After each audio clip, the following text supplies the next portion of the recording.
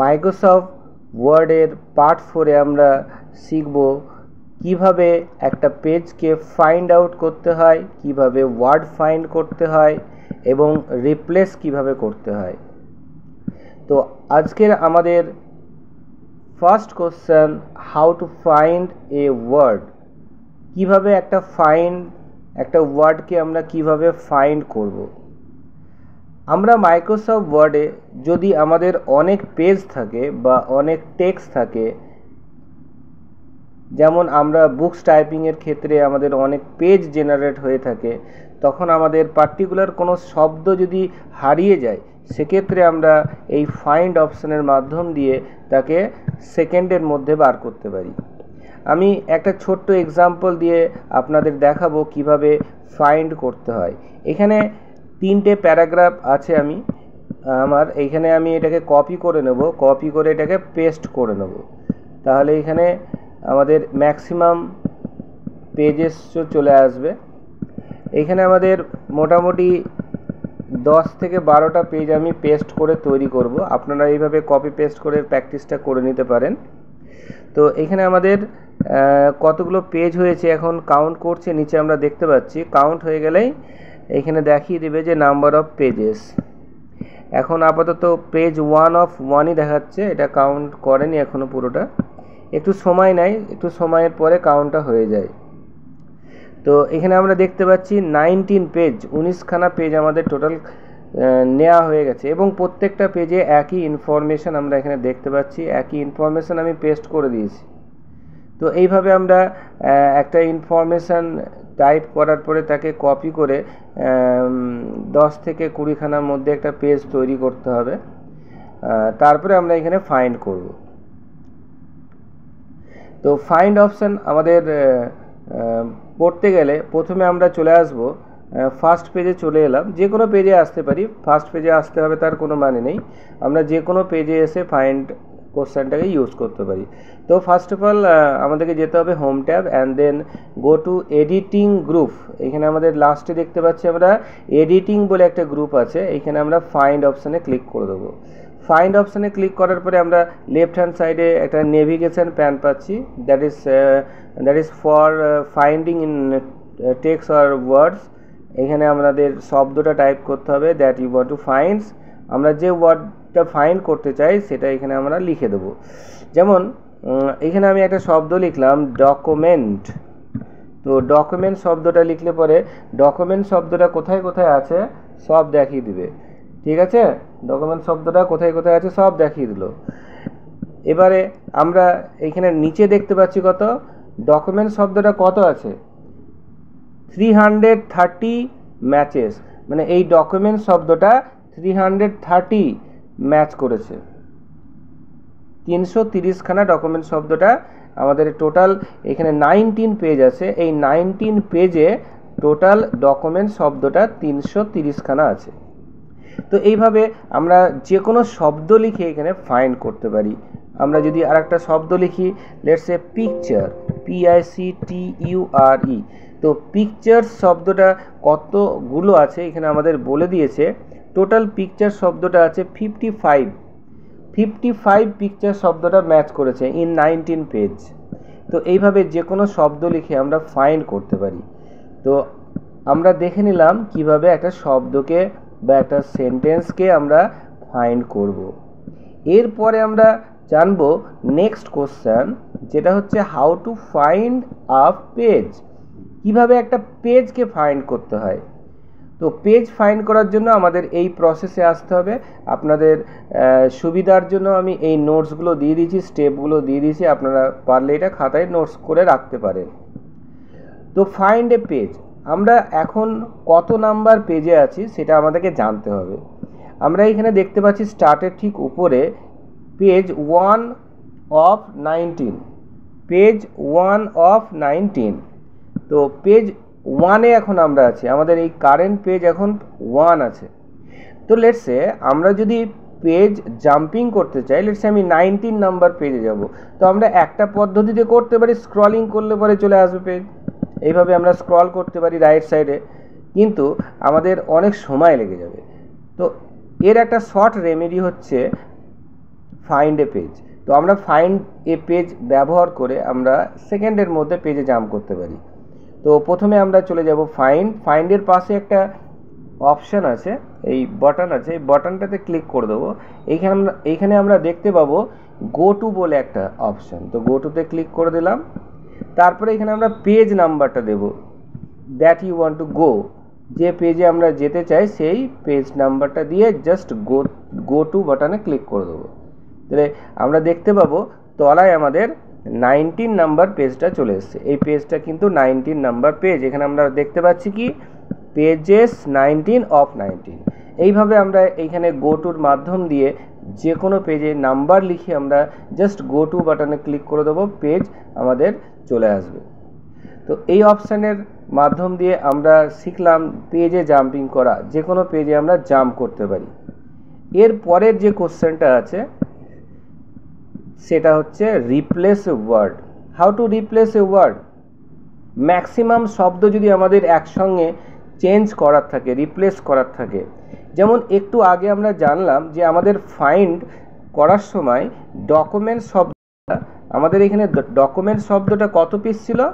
330 matches, 330খানা document শব্দটা আছে।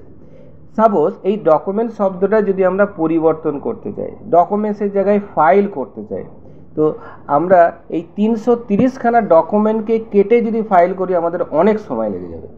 সেক্ষেত্রে আমরা এই অপশানটা ব্যবহার করতে পারি, দ্যাট ইজ রিপ্লেস।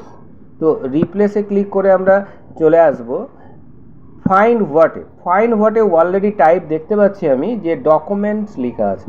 তো আমাদের ডকুমেন্ট শব্দটা ফাইন্ড হোয়াটে লিখতে হবে, অলরেডি লেখা আছে এখানে, যেহেতু আমরা একটু আগে ফাইন্ড করেছিলাম তার জন্য এটা ম্যাচ হয়ে গেছে। আর রিপ্লেস উইথ, এইখানে আমরা লিখব কি? এইখানে আমরা লিখব যেটা আমরা ডকুমেন্টসের পরিবর্তে করতে চাই। যেমন আমি ডকুমেন্টসের পরিবর্তে কি করতে চাই? ফাইল করতে চাই।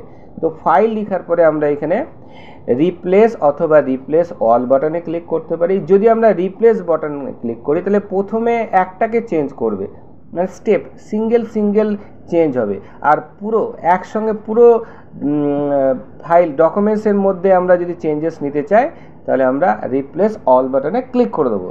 তো যতগুলো ডকুমেন্ট শব্দ আছে সেগুলো সব ফাইল শব্দতে ট্রান্সফার হয়ে যাবে। তো আমরা এবার ক্লিক করে দিই রিপ্লেস অল। তো রিপ্লেস অলে ক্লিক করলাম, ওকে। তো এবার আমরা দেখতে পাচ্ছি পেজের মধ্যে যতগুলো ডকুমেন্ট শব্দ ছিল সেগুলো ফাইল হয়ে গেছে। এখানে আমরা একটা শব্দ দেখতে পাচ্ছি, ফাইল হয়ে গেছে। হ্যাঁ, এবার আমরা একটু সার্চ করে দেখে নিই ফাইন্ডে গিয়ে যে ডকুমেন্ট শব্দটা আর আছে কি না। এখানে আমরা যদি ডকুমেন্ট শব্দটা লিখি তো দেখাচ্ছে কি নো ম্যাচ, এখানে ডকুমেন্ট শব্দটা নেই। ডকুমেন্ট শব্দটা কি হয়ে গেছে? ফাইল হয়ে গেছে। তো এবার আমরা যদি ফাইল লিখে আমরা যদি এটাকে সার্চ করি তাহলে দেখতে পাবো ডকুমেন্ট শব্দগুলো কত ছিল? 330খানা ছিল। তো এখানে ফাইল শব্দটাও 330খানা দেখাচ্ছে এবং এখানে হাইলাইটেড করছে কোথায় কোথায় ফাইল শব্দটা আছে। তো একজ্যাক্ট যেটা আমাদের ডকুমেন্টস যেখানে যেখানে ছিল শব্দটা সেখানেই ফাইল শব্দটা আছে। তো এইভাবে আমরা রিপ্লেসটা করতে পারি। তো আমরা এখন জানলাম 3টে কোশ্চেন, যেটা হচ্ছে how to find a word and how to find a page and how to replace word. Next যেটা হচ্ছে how to apply shading in a text. টেক্সটের মধ্যে বা প্যারাগ্রাফের মধ্যে যদি আমরা কোনো শেড দিতে চাই তাহলে এটাকে আমরা ব্যবহার করতে পারি। তো প্রথমে আমরা দেখে নেব how to apply shading। প্রথমে আমরা এই প্যারাগ্রাফটাকে সিলেক্ট করে নেব, ঠিক আছে? প্রথমে এই প্যারাগ্রাফটাকে সিলেক্ট করবে, তারপরে চলে যাবে কোথায়? শেডিং। এই যে শেডিং অপশান আছে, শেডিং অপশানে গিয়ে আমরা এখানে কালার চয়েস করব। এখানে ডিফারেন্ট কালার আছে, এখানে এই কালারটা দিলাম। তারপরে পরের প্যারাগ্রাফ সিলেক্ট করে আমরা চলে আসবো, আবার ডিফারেন্ট কালার দেব। দেখতে পাচ্ছ চেঞ্জ হয়ে গেল। তো এইভাবে আমরা কোনো কালার বুকস যদি ডিজাইন করি, আমরা টেক্সটটাকে নর্মাল না রেখে আমরা এইভাবে প্যারাগ্রাফ সেটিংস দিতে পারি, তাহলে লেখাটা আরও অ্যাট্রাক্ট হবে, স্টুডেন্টরা আরও ভালো করে পড়বে এটা। হ্যাঁ, তো এইভাবে ব্যাকগ্রাউন্ডের সেটিংস দেওয়া যায়। ঠিক আছে, তো আমরা জানলাম কিভাবে শেডিং অ্যাপ্লাই করতে হয়। Next portion, how to change paragraph style. আমাদের যে প্যারাগ্রাফগুলো আছে সেগুলো যদি আমরা স্টাইল চেঞ্জ করতে চাই, তো কিভাবে স্টাইলটা চেঞ্জ করব। এখানে আমাদের অনেকগুলো প্যারাগ্রাফ আছে, তো আমরা সব কটা প্যারাগ্রাফকে সিলেক্ট করে নিই। সিলেক্ট করার পরে আমরা চলে আসব প্যারাগ্রাফ স্টাইলে। এখানে আমরা দেখতে পাচ্ছি বিভিন্ন ধরনের প্যারাগ্রাফ স্টাইল, যেমন এটা একটা স্টাইল, এটা একটা স্টাইল, প্যারাগ্রাফগুলো স্টাইল চেঞ্জ হচ্ছে। তো এইখান থেকে আমরা ডিফারেন্ট প্যারাগ্রাফ স্টাইল ব্যবহার করতে পারি। আরও লিস্টটা লং আমরা এইভাবে করে প্যারাগ্রাফ স্টাইল, যেমন এটা পুরো ক্যাপিটাল আছে, হ্যাঁ, তারপরে এটা একটা স্টাইল আছে। তো এইভাবে আমরা প্যারাগ্রাফ স্টাইল চেঞ্জ করে আমরা প্যারাগ্রাফের সেটিংসটাকে চেঞ্জ করতে পারি। যেরকম আমরা যদি নো স্পেস চাই, তাহলে প্যারাগ্রাফের মধ্যে কোনো স্পেস আসবে না। হ্যাঁ, এইভাবে আমরা নর্মাল করতে পারি, নর্মাল করতে পারি বা নো স্পেস করতে পারি। নো স্পেস করলে লেখাটা একটু টাইট হয়ে যাবে। ওকে, নেক্সট পোর্শনে আমরা চলে যাব, how to clear formatting. Formatting আমরা এর আগে করেছি। ফরম্যাটিং বলতে টেক্সটের উপরে আমরা যেসব অ্যাপ্লাই করি, যেমন কালার, টেক্সটের সাইজ, টেক্সটে যেমন আমি কালার দিয়ে দিই, একটা রেড হয়ে গেল, তারপরে টেক্সটের সাইজ, তারপরে ফন্ট স্টাইল, এখান থেকে আমরা ফন্ট স্টাইলও চেঞ্জ করে থাকি। তো ফন্ট স্টাইল চেঞ্জ করলাম। তো সাপোজ যদি আমরা এই ফরম্যাটগুলোকে অফ করতে চাই, ক্যান্সেল করতে চাই, যে লেখাটা আগের মতোই আসবে, তো সেটা কিভাবে? তো আমাদের এখানে অপশান আছে ক্লিয়ার ফরম্যাটিং। তো ক্লিয়ার ফরম্যাটিংয়ে যখনই আমি ক্লিক করে দেবো, তো অটোমেটিক লেখাটা আগের ফরম্যাটে চলে আসবে। যত ফরম্যাট অ্যাপ্লাই করা থাকবে সেটা ক্যান্সেল হয়ে যাবে। যেমন আমি এখানে জাস্ট সাইজ বড় করলাম, 11 আছে, এটাকে আমি 12 করলাম। যদি আবার ক্লিয়ার ফরম্যাটে ক্লিক করি, তো সাইজটা আবার অটোমেটিক 11 হয়ে যাবে। যদি আমরা কালার চেঞ্জ করি, লেটসে আমি এখানে কালার দিলাম গ্রিন কালার, তারপরে আমরা ক্লিয়ার ফরম্যাটে যদি ক্লিক করে দিই, অটোমেটিক আবার এটা normal black, default colour black থাকে, ব্ল্যাক চলে আসবে। তো এইভাবে আমরা ক্লিয়ার ফরম্যাট ব্যবহার করে টেক্সটের মধ্যে যে ফরম্যাটগুলো অ্যাপ্লাই আছে তাকে ব্ল্যাঙ্ক করে দিতে পারি। That is clear format. Next,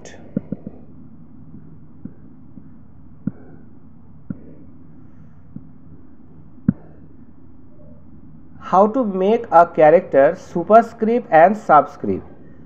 superscript এবং সাবস্ক্রিপ্ট আমাদের ম্যাথামেটিক্যাল পোর্শন টাইপ করার জন্য ব্যবহার হয়ে থাকে। যেমন আমরা এ স্কোয়ার প্লাস বি স্কোয়ার যদি করতে চাই, তো নর্মালি আমরা যদি টাইপ করি এ স্কোয়ার প্লাস বি স্কোয়ার, একটু সাইজ বড় করে নিই প্রথমে।